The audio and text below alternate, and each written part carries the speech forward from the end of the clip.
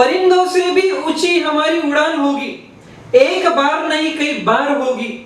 चल रहा होगा जमाने में हारने का दौर, देखना हमारी जीत उसी दौरान होगी। जी हाँ दोस्तों, मैं देवेन आपके लिए फिर एक छोटी सी कहानी लेके। दोस्तों आज मैं आपके लिए एक कछुआ और खरगोश की कहानी लेके आया हूँ। जी हाँ दोस्तों, ये कहानी वही है जो हम बचपन से सुनते आ रहे हैं, पर हमने जो कहानी सुनी है वो काफी पुराना वर्जन है। बदलते जमाने के साथ इस कहानी को भी 3 बार बदलाया गया है, जो मैं आज आपके सामने लेके आया हूँ। एक दिन खरगोश को काफी घमंड होता है कि वह सबसे ज्यादा तेज दौड़ सकता है।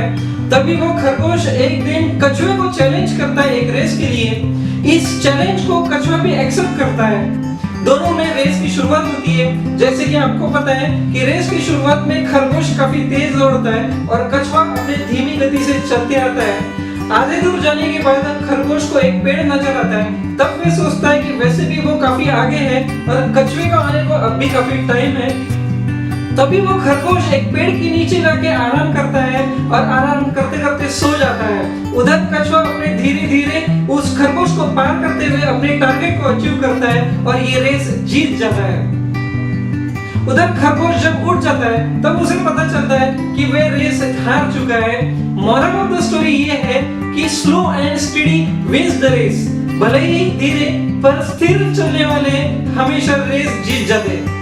सो दोस्तों, यहाँ तक की कहानी हम सबको पता है, पर जैसे जैसे जमाना बदलते गया वैसे वैसे देखते कि ये कहानी भी किस तरह से बदलती गई। अब खरगोश रेस हारने के बाद उसे काफी अफसोस होता है। उसे एहसास होता है कि वह काफी ओवर कॉन्फिडेंट के कारण और केयरलेस के कारण ये रेस हार चुका है। अब वह सोचता है कि वह अब ऐसी गलती नहीं करेगा और फिर वह कछुए को जाके फिर से चैलेंज करता है और इस बार भी कछुआ उसकी चैलेंज एक्सेप्ट करता है। दोनों में रेस की शुरुआत होती है। रेस की शुरुआत होने के पहले खरगोश सोच लेता है कि मुझे अभी कंसिस्टेंट दौड़ना है, कहीं पे रुकना नहीं है, कहीं पे केयरलेस नहीं रहना है, बस दौड़ते जाना है और जब तक टारगेट अचीव नहीं होता तब तक रुकना नहीं है। फिर अब रेस की शुरुआत होती है। खरगोश वैसे ही करता है जैसे वो सोचता है। खरगोश फास्ट दौड़ते जाते हैं, जब तक टारगेट अचीव नहीं करता तब तक नहीं रुकता। आखिरकार खरगोश टारगेट अचीव कर लेता है और ये रेस जीत जाता है। Now the moral of the story ये है कि fast and consistent wins the race. जोर से और लगातार दौड़ने वाले धीमी और स्थिर दौड़ने वालों को हरा सकते हैं। पर दोस्तों, अब इसका भी जमाना गया। बदलते जमाने के साथ और एक बार इस कहानी को किस तरह से बदलाया गया देखते हैं। कछुए का हार जाने के बाद काफी अफसोस होने लगा। उसने थोड़ा सा सोचा और फिर खरगोश को चैलेंज किया और कहने लगा कि इस बार हम इस रास्ते से रेस नहीं खेलेंगे, जबकि इस रास्ते से खेलेंगे। खरगोश को पता था कि उसे कंसिस्टेंटली दौड़ना है और फास्ट दौड़ना है, कहीं नहीं रुकना है, चाहे रास्ता कौन सा भी हो उसे दौड़ते रहना है। खरगोश ने भी इस चैलेंज को एक्सेप्ट किया। दोनों ने रेस की शुरुआत की। जैसे कि खरगोश ने सोचा था कि उसे फास्ट दौड़ना है, कंसिस्टेंट दौड़ना है, उसने वैसे ही दौड़ना शुरू किया। हर बार की तरह कछुआ अपना धीमी गति से चलते जा रहा था।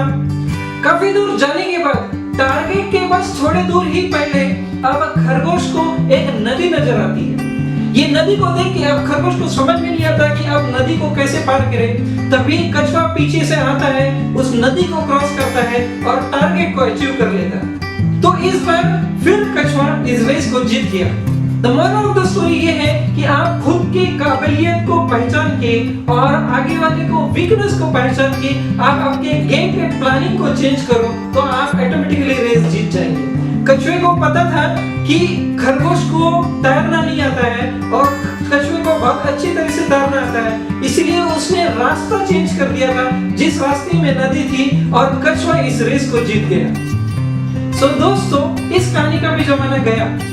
अब इस कहानी को इस जमाने के हिसाब से किस तरह से परिवर्तित किया गया ये हम देखते हैं। अब खरगोश को रेस हार जाने के बाद अब फिर खरगोश उस कछुए को आखिरी रेस के लिए चैलेंज करता है। अब इतने रेस खेलने के बाद अब दोनों में अच्छी खासी फ्रेंडशिप हो जाती है और अब दोनों को लगने लगता है कि इस बार इस रेस में, इस लास्ट रेस में दोनों का एंड अच्छा होना चाहिए।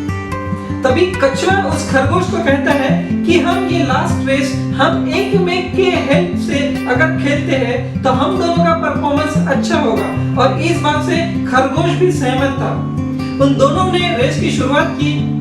शुरुआत में खरगोश ने कछुए को अपने पीठ पे लेके नदी तक लेके गया। जैसे नदी आई वैसे कछुए ने खरगोश को अपने पीठ पे लेके नदी क्रॉस कराई।